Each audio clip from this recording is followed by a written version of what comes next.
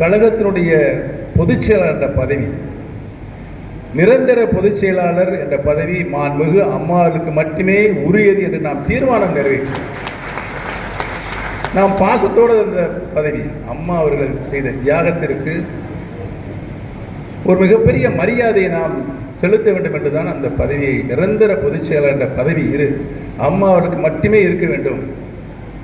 இந்த இயக்கத்தை நடத்துவதற்கு ஒருங்கிணைப்பாளர், இணை ஒருங்கிணைப்பாளர் என்ற பதவியை உருவாக்கிக் கொள்ளாமல் முடிவெடுக்கப்பட்டு அதை நீக்கிவிட்டு அம்மாவிற்கு தந்த பதவியை, தியாகத்திற்கு தந்த பதவியை, நாம் தந்த அந்த பாசத்தை நீக்கிவிட்டு யாரெல்லாமோ அந்த பதவியை முடிசூடி கொண்டார்கள். இன்றைக்கு அதற்கு உயர்நீதிமன்றம் ஒரு கொட்டு வைத்திருக்கிறது. ஆக தர்மத்தின் வாழ்வதனை சூது கவு மீண்டும் தர்மம்தான் வெல்லும் என்ற நிலை இன்றிலிருந்து ஆரம்பித்திருக்கிறது. நல்ல பல கருத்துக்களை இன்றைக்கு உயர்நீதிமன்றம் சொல்லியிருக்கிறது. அதிலிருந்து இன்றைக்கு அனைத்து இந்திய அண்ணா திராவிட முன்னேற்ற கழகத்தில் தமிழகத்தில் இருக்கின்ற ஒன்றரை கோடி தொண்டர்களும் மிகவும் மகிழ்ச்சியோடு இருக்கிறார்கள். ஏன் என்று சொன்னால் இந்த இயக்கம் தொண்டர்களுக்கான இயக்கமாக உருமாற்றிய மாண்புமிகு அம்மாவுக்கு நாம் தந்த அந்த பட்டத்தை தூக்கி எறிகின்ற நயவஞ்சகர்களுக்கு இன்றைக்கு உயர்நீதிமன்றம் தக்க பாடத்தை தந்திருக்கிறது என்பதுதான் இன்றைக்கு வரலாறு. நாம் நாடாளுமன்ற தேர்தலை சந்தித்து அனைத்து இந்திய அண்ணா திராவிட முன்னேற்ற கழகம் இந்த மாபெரும் இயக்கம் புரட்சி தலைவருடைய காலத்தில் வெற்றியை நாம் நழுவிட்டிருக்கிறோம். ஆனால் அடுத்த தேர்தலில் அனைத்து இந்திய அண்ணா திராவிட முன்னேற்ற கழகம் தொண்டர்கள் அம்மாவுடைய காலத்திலும் வெற்றியை நழுவிட்டு அடுத்த தேர்தலில் உடனடியாக மாபெரும் வெற்றியை தருகின்றதான் வரலாறு. நான் பழனிசாமியிடம் இணைந்த போது, முதல் தலைமையிடம் இணைந்த போது நேரடியாக போய் நானும் அவரும் தான் பேசினார். புரட்சி தலைவர் அவர்கள் இல்லை, மாண்புமிகு அம்மா அவர்கள் இப்பொழுது நம்மிடத்தில் இல்லை. நாம் இணைந்து, நீங்கள் முதலமைச்சர், நான் துணை முதலமைச்சர், நீங்கள் நான் ஒருங்கிணைப்பாளர், நீங்கள் இணை ஒருங்கிணைப்பாளர், இணைந்து புரட்சி தலைவர்களுடைய பெரிய மாஸ் லீடர், அவருக்கு என்ற ஒரு ஃபேஸ் வேல்யூ இருந்தது. ஏனென்று சொன்னால் 50 ஆண்டு காலம் திரைப்படங்களில் நடித்து நல்ல பல கருத்துக்களை, தத்துவமான கருத்துக்களை அவர் பாடலிலும், அப்பொழுது திராவிட முன்னேற்ற கழகத்தில் இருந்தபோது கூட உதயசூரியன் சின்னத்தை தன்னுடைய நெற்றியில் வரைந்தும் அவர் அந்த இயக்கத்திற்கு பணியாற்றி திமுக என்ற கட்சி ஆளுகின்ற நிலைக்கு வருவதற்கு புரட்சி தலைவர் எம்ஜிஆர் தான் காரணம் என்று அண்ணாவே பாராட்டிய வரலாறு கொண்ட இந்த கட்சி. மாண்புமிகு அம்மா அவருக்கு ஒரு பெரிய ஃபேஸ் வேல்யூ, மாஸ் லீடர். நான் ஓப்பனாக தான் அவர்கிட்ட பேசினேன். நீங்களும் மாஸ் லீடர் இல்லை, நானும் மாஸ் லீடர் இல்லை. உங்களுக்கு ஒரு ஃபேஸ் வேல்யூ இல்லை, எனக்கு ஒரு ஃபேஸ் வேல்யூ இல்லை. ஆனால் நாம் பரிசுத்தமான அரசை நடத்தினோம் என்று சொன்னால், பொதுமக்களுடைய நல்ல வர கருத்துக்களை, வெகுமானத்தை, அன்பையும் ஆதரவையும் பெற்றோம் என்று சொன்னால் எந்த தேர்தல் வந்தாலும் நாம் வெற்றி அடையலாம். ஏனென்றால் அந்த வெற்றியை பெறுவதற்கு நம்முடைய தொண்டர்கள், தூய தொண்டர்கள், எதையும் எதிர்பார்க்காத தொண்டர்கள் நம்மிடம் இருக்கிறார்கள் நிறைவாக என்று சொன்னேன். அவர் அதற்கு ஒத்துக்கொள்ளவில்லை. அதற்கு சில பல காரணங்கள், உள்ளார்ந்த காரணங்கள் இருக்கிறது. நான் அதை வெளிப்படையாக இங்கு சொல்லவில்லை. என்னிடம் இருக்கின்ற சக தோழர்களும் அதை பற்றி நான் சொல்லியிருக்கிறேன்.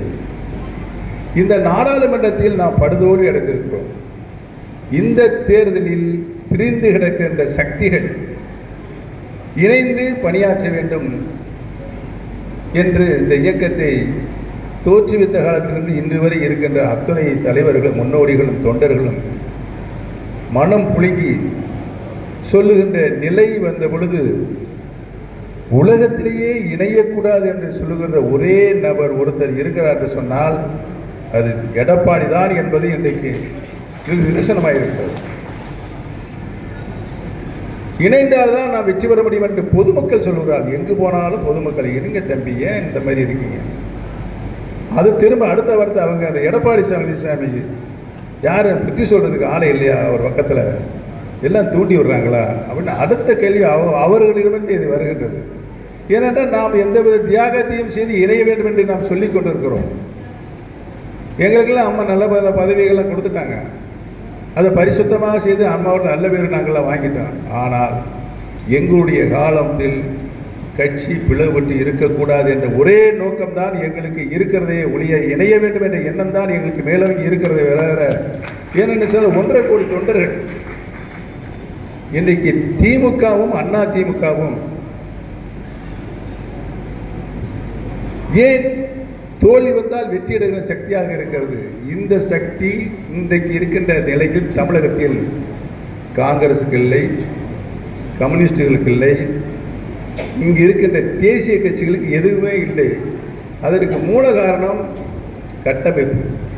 மக்கள் தந்த தீர்ப்பு அனைத்து இந்திய அண்ணா முன்னேற்ற கழகம் தொண்டர்களின் உரிமையை பறித்து கொண்டு சர்வாதிகார முறையில் கட்சியை ஜனநாயக விரோதத்தோடு நடத்தி கொண்டிருக்கின்ற இளநிசாமி ஒரு பக்கம், நீங்கள் எல்லாம் இருக்கின்ற இன்னொரு பக்கம். யார் ஜெயிச்சது? தொண்டர்கள் ஜெயித்திருக்கிறார்கள். தொகுதியில் தொண்டர்களும் நம் பக்கம், மக்களும் நம் பக்கம். அந்த நிலைதான் தேர்தல். இந்த நிலை தான் தேர்தல். இதில் இந்த 2 நாடாளுமன்ற தொகுதியில் எதுவும் இருக்கா? அதோடு போங்க. 7 இடங்களில் இரட்டை டெபாசிட் போச்சு. 7 இடங்களில் போச்சுன்னா எத்தனை சட்டமன்ற தொகுதி? எத்தனை சட்டமன்ற தொகுதி? 42. 13 இடங்களில் 3வது இடம், 2வது இடங்களில் 3வது இடம். அது எத்தனை சட்டமன்ற தொகுதி? 1989 நடைபெற்ற சட்டமன்ற தேர்தலில் தோல்வி அடைந்ததற்கு அந்த தோல்வி காரணம் மக்கள் யார் பக்கம், தொண்டர்கள் யார் பக்கம், கட்சியுடைய தொண்டர்கள் யார் பக்கம் இருக்கிறார் என்பது நிதர்சனமான உண்மை. மாண்புமிகு அம்மா ஒரு பக்கம் தான் இருக்கிறார் என்ற உண்மை வந்தது, வெளிவந்தது. இவ்வளவு பெரிய படுதோல்வியை கண்டு அந்த ஒரு சூழல் அமைஞ்சிச்சு. அமைஞ்சோட இந்த இணையக்கூடாதுன்னு ஒரு குரூப் வேலை செஞ்சு வேற இந்த கேபி முனுசாமி, உதயகுமார், இந்த மாதிரி நயவஞ்சகர்கள் இந்த இயக்கத்தை பற்றியே தெரியாதவங்களுக்கு. இந்த இயக்கம் எப்படி ஒரு இயக்கம், எவ்வளவு ஒரு இரத்த பாசத்தோட புரட்சித் தலைவர் சொல்வாரே, என் இரத்தத்தின் இரத்தங்களாக என்று. அதெல்லாம் அவங்களுக்கு தெரியாது. நம்மளுக்கு 1000 பிரச்சனை இருக்கலாம், ஆனால் இந்த இயக்கத்தை தோற்றுவித்தவருடைய வரலாறு, அவருடைய தியாகத்தை எண்ணி பார்த்து இந்த நாடாளுமன்ற தேர்தல் முடிந்தவுடனே இணைந்திருக்க வேண்டும்.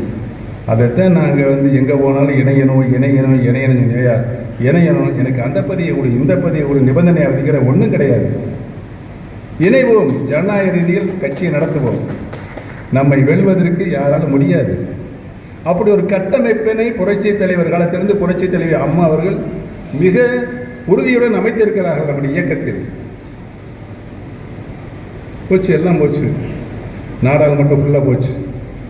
அடுத்த சட்டமன்றத்தில் ஆலோசனை இன்னைக்கு தலைமை கண்டு ஒருத்தர் உட்காந்து பண்ணியிருக்காங்க. தேவையாது. இன்னைக்கு என்ன சொல்லியிருக்காரு உயர் நீதியரசர்? பொதுச் செயலாளர் பதவி உங்களுக்கு யார் கொடுத்தது? யார் கொடுத்ததுன்னு கேட்குறாரு. எப்படி நீங்கள் போட்டீங்க பொதுச் செயலாளர்களுக்கு? முதல்ல இந்த மனு நீங்கள் போடும்போது இணை ஒருங்கிணைப்பாளர் தான் இருந்தது. எப்போ நீங்கள் பொதுச் செயலாளர் ஆனீங்க? ஏன் இந்த வேலையை பார்த்தது யார்? அவருக்கு கடுமையாக போச்சு. நோட்டை எழுதிட்டாரு. நீங்கள் ஹைகோர்ட்டில் உடைய எல்லா அபிஷன் எனக்கு பதில் சொல்லணும். இன்னைக்கு ஒரு தேவை அந்த நிலைமை. யார் கொடுத்தது பொதுச்சா? நீங்களே பார்த்து மங்கடம் சுட்டிக்கிறீங்களா? துக்ளக் காட்சியா? துக்ளக் தர்பாரா? எவ்வளோ பெரிய கட்சி. அதையும் சொல்லிட்டாரு. 5 வழக்கு, 5 விதமான வழக்கு இந்த கோர்ட்டுக்கு வந்திருக்கு. எங்கேருந்து? சுப்ரீம் கோர்ட்லேருந்து சூட், சிவில் சூட்டில் வந்திருக்கு. இந்த 5 வழக்கும் பொதுச் செயலாளர்கள வார்த்தை இருக்கக்கூடாது என்ற உத்தரவு போட்டிருக்கார். போச்சா? எல்லாம் போச்சா? எப்படி பொதுக்குழு நடத்தினீர்கள்? நீங்கள் எப்படி நடத்தினீர்கள்? ரவுடிகளையும் குண்டர்களையும் கொண்டு போய் 5 மணிக்கு உட்கார வச்சுருக்கீங்க. குழப்பத்தை உண்டு கொண்டுவதற்கு அந்த பொதுக்குழு அந்த கூட்டத்தை எங்களை அவமானப்படுத்தி தண்ணி பாட்டில் வீசி வெளியேற்றினீங்க. நாங்கள் பேசாமல் காந்தி பிறந்த மண்ணு, அண்ணா பிறந்த மண்ணு, புரட்சித் தலைவர் பிறந்த மண்ணு, நாங்கள் அமைதியாக வந்துட்டோம். நம்முடைய மனோஜ் பாண்டிய கொதிச்சாரு. அந்த கொதிப்பை நாங்கள் கொஞ்சம் அடக்கி வெளியே கூட்டிகிட்டு வந்துட்டோம்.